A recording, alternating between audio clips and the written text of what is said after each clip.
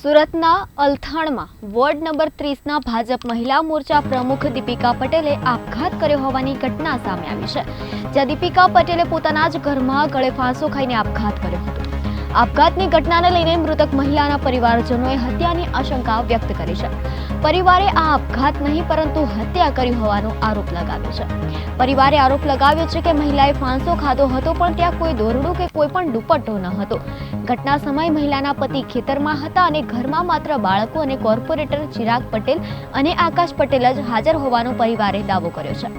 Corporator Chirag Patel અને આકાશ પટેલે સૌપ્રથમ પોલીસને જાણ કરવાને બદલે મૃતદેહને નીચે ઉતાર્યો હોવાનો પરિવારે આક્ષેપ કર્યો છે। મહિલાના નેતાના ઘર બહારના સીસીટીવી ફૂટેજ પણ સામે આવ્યા છે, જ્યાં સીસીટીવીમાં સિંચન વિસ્તારમાં કોર્પોરેટર ચિરાગ અને આકાશ નામનો શખ્સ મહિલા નેતાના ઘરમાં જતા નજરે પડી રહ્યા છે। જો કે આવા આક્ષેપો સામે કંઈ પણ કહેવાનું કોર્પોરેટરે ટાળ્યું છે। ઘટનાની જાણ થતાં જ પોલીસ તાત્કાલિક ઘટના સ્થળે પહોંચી છે અને આગળની કાર્યવાહી હાથ ધરી હતી।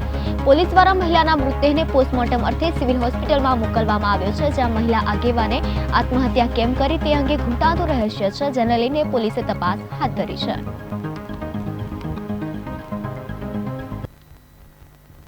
સુરત પોલીસે કોમ્બિંગ દરમિયાન મોટી કાર્યવાહી કરી હોવાની વાત સામે આવી છે, જેમાં પોલીસે કોમ્બિંગ વખતે 4.79 લાખના 77 મોબાઈલ જપ્ત કર્યા છે અને 2 મહિલાઓની ધરપકડ કરી છે। મોબાઈલ રેલવે લાઇનથી ફોન મહિલાઓને સ્નેચિંગ કર્યાની શંકા પોલીસને સેવાઈ રહી છે, તો પોલીસે 2 મહિલાની ધરપકડ કરીને વધુ તપાસ કરી રહી છે। ચંદા અને સોનલ નામની મહિલાઓ અન્ય શું ગુના આચર્યા છે તે દિશામાં તપાસ કરી છે। સુરતના ડિંડોલી વિસ્તારમાં કોમ્બિંગ નાઇટ દરમિયાન પોલીસની મોટી કામગીરી સામે આવી છે, જ્યાં ડિંડોલી પોલીસે કંજરવાડમાં કોમ્બિંગ હાથ ધર્યું હતું અને તે દરમિયાન 2 મહિલાઓને ચેક કરતા તેમની પાસેથી 77 મોબાઈલ ફોન મળી આવ્યા હતા। પોલીસને આશંકા છે કે રેલવે લાઇન પરથી આ ફોન સ્નેચિંગ કર્યા હશે અને 2 મહિલાઓની ધરપકડ કરીને વધુ તપાસ આદરી છે। બીજી તરફ પોલીસે હિસ્ટ્રી શીટરોની પણ તપાસ કરી હતી અને તેમના ઘર પણ તપાસ્યા હતા।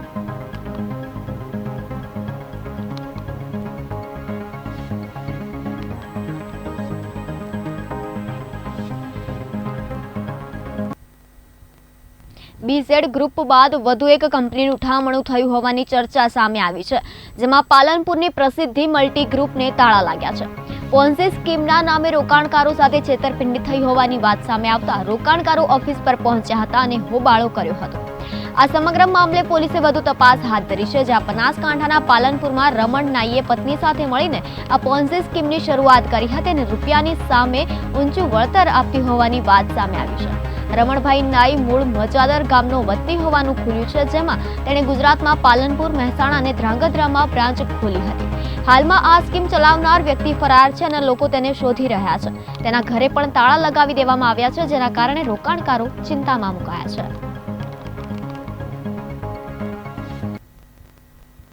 ખેડા જિલ્લામાં ઠંડીમાં જાણે લૂંટારાઓ બેફામ બન્યા હોય તેવું લાગી રહ્યું છે। ચકલાસીમાં ઘરમાં ઘૂસી વૃદ્ધાનું મોઢું દબાવીને લૂંટ ચલાવવામાં આવી છે, જેમાં ઘટનાની જાણ થતાની સાથે જ પોલીસનો કાફલો ઘટના સ્થળે પહોંચ્યો હતો અને તપાસ હાથ ધરી છે। પોલીસે ઘરની આસપાસ અને રોડની બહાર સીસીટીવી કેમેરા માટે તપાસમાં લીધા છે અને તપાસ કરી રહી છે। સોનાના દાગીના ખેંચી બંને લૂંટારુઓ ફરાર થઈ ગયા હતા અને 1.70 લાખથી વધુના દાગીનાની લૂંટ ચલાવવામાં આવી છે। વૃદ્ધા રાત્રે સૂઈ ગયા હતા અને તે દરમિયાન અજાણ્યા શખ્સો ઘરે આવ્યા અને લૂંટ કરી પહેલા વૃદ્ધાના મોઢાના ભાગે રૂમાલ બાંધ્યો અને તેને બાંધી દેવામાં આવ્યા હતા અને લૂંટની ઘટનાને અંજામ આપ્યો હતો। વૃદ્ધાની ઉંમર 75 વર્ષ છે અને કાનમાં પહેરેલી બૂટ પણ ખેંચી લેવામાં આવી હતી, જેના કારણે વૃદ્ધાને ઈજાગ્રસ્ત થયા છે અને તેમને સારવાર હેઠળ ખસેડવામાં પણ આવ્યા છે।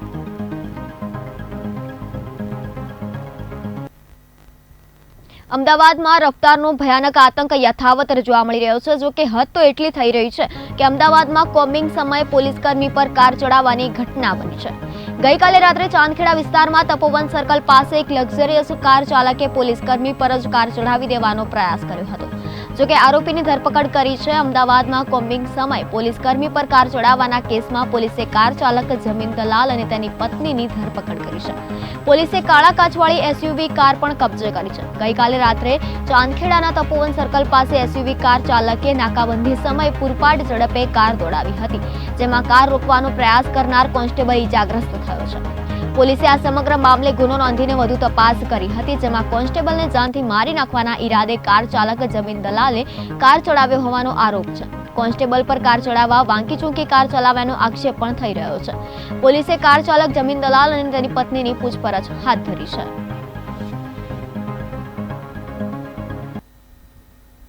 અમદાવાદ જિલ્લાના પ્રભારી અને રાજ્યના આરોગ્ય મંત્રી શ્રી ઋષિકેશ પટેલે ધંધુકા ખાતે નવનિર્મિત રેલવે ઓવરબ્રિજનું લોકાર્પણ કરાવ્યું હતું.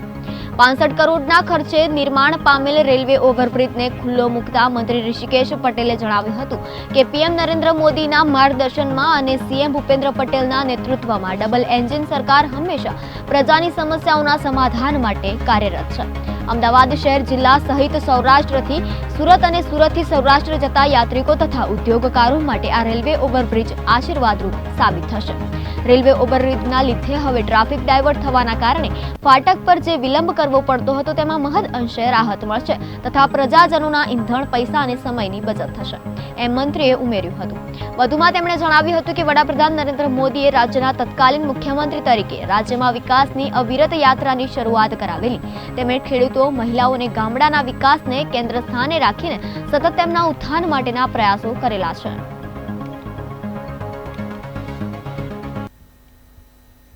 રાજ્યની સરકારી અને ગ્રાન્ટ ઇન એઇડ પ્રાથમિક શાળાઓના બાલવાટિકાથી ધોરણ 8 સુધીના વિદ્યાર્થીઓને પીએમ પોષણ યોજનામાં આપવામાં આવતા બપોરના ભોજન ઉપરાંત પૌષ્ટિક અલ્પાહાર મુખ્યમંત્રી પૌષ્ટિક અલ્પાહાર યોજના દ્વારા આપવામાં આવશે. મુખ્યમંત્રી ભૂપેન્દ્ર પટેલે વડાપ્રધાન નરેન્દ્ર મોદીએ આપેલા પઢાઈ ભી પોષણ ભીના ધ્યેય સાકાર કરવા સુપોષિત ગુજરાત મિશન અંતર્ગત આ મુખ્યમંત્રી પૌષ્ટિક અલ્પાહાર યોજના શરૂ કરવાનો નિર્ણય કર્યો છે. મુખ્યમંત્રી પૌષ્ટિક અલ્પાહાર યોજના નામાધીનાન સાથે શરૂ થનારી આ નવી યોજના હેઠળ રાજ્યની 32,277 શાળાના અંદાજે 41 લાખ વિદ્યાર્થીઓને શાળામાં શિક્ષણ કાર્ય શરૂ થાય તે પહેલા પ્રાર્થના સમય પૌષ્ટિક આહાર પીરસવામાં આવશે. રાજ્યના આદિજાતિ વિસ્તારના 52 તાલુકા તથા બિન આદિજાતિ વિસ્તારના 29 વિકાસશીલ તાલુકાની સરકારી અને ગ્રાન્ટ ઇન એઇડ પ્રાથમિક શાળામાં બપોરના ભોજન ઉપરાંત દૂધ સંજીવની યોજના અન્વયે 200 મિલીગ્રામ ફ્લેવર્ડ મિલ્ક આપવામાં આવે છે.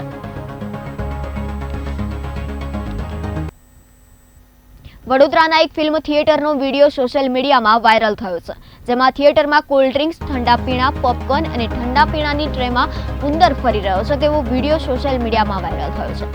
આ એક વાયરલ વિડીયો છે અને ક્યાંનો છે તેની માહિતી સામે આવી નથી. ત્યારે આ વિડીયો વડોદરાના કોઈ થિયેટરનો હોવાની સોશિયલ મીડિયામાં ચર્ચા જાગી છે. વડોદરામાં સોશિયલ મીડિયામાં એક વિડીયો વાયરલ થયો જેમાં ઉંદર પોપકોર્ન ટબમાંથી કૂદીને બહાર નીકળી રહ્યા છે. સાથે સાથે થિયેટરની અંદરનો આ વિડીયો છે અને આ ઉંદર ખાવાની સુગંધથી આટા મારી રહ્યા છે. મહત્વનું છે કે આવી ગુજરાતમાં અનેક ઘટનાઓ બની છે જેમાં ભોજનમાંથી ઈયળ અને વાળ પણ નીકળ્યા છે. ત્યારે ખાવાના રસિકોએ આ વાતને ધ્યાનમાં રાખવી જોઈએ.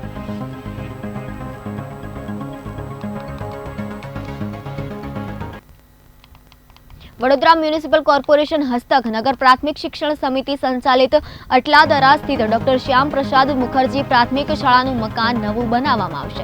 આજરોજ નવા મકાનનું ખાતમુહૂર્ત કરવામાં આવ્યું હતું. અહીં ધોરણ 1 થી 8ના વિદ્યાર્થીઓ 2 પાળીમાં બેસે છે. સમગ્ર શિક્ષા ગાંધીનગર દ્વારા 23 ઓરડાનું નિર્માણ અંદાજે 4.50 કરોડના ખર્ચે થનાર છે. હાલ શાળાનું મકાન જૂનું થઈ ગયું હોવાથી નવું બનાવવાનો નિર્ણય અગાઉ લેવામાં આવ્યો હતો.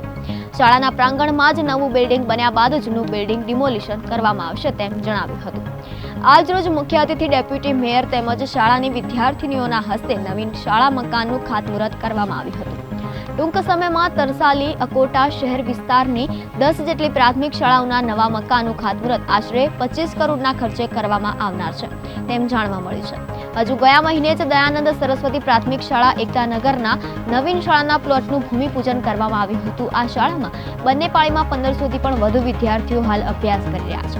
આ શાળામાં જગ્યાના અભાવે વિદ્યાર્થીઓને પૂરતા વર્ગખંડો, રમતના મેદાનનો અભાવ તથા બીજી અન્ય મુશ્કેલીઓ પડતી હતી, જેથી મહાનગરપાલિકાને રજૂઆત કરવામાં આવતા નવીન શાળાના નિર્માણ માટે પ્લોટ ફાળવવામાં આવ્યો હતો.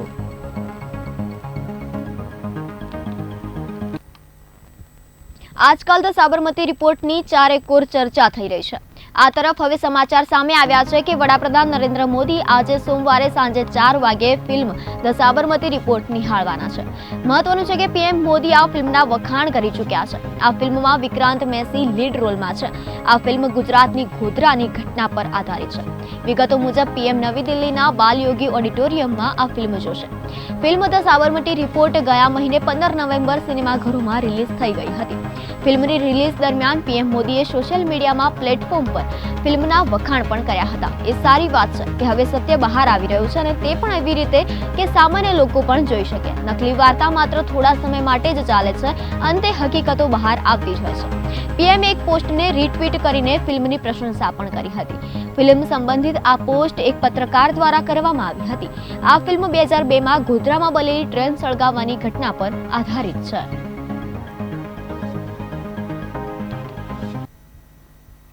આવા સમાચારો સાથે ફરી મળીશું. ત્યાં સુધી જોતા રહો PTN ન્યૂઝ. નમસ્કાર.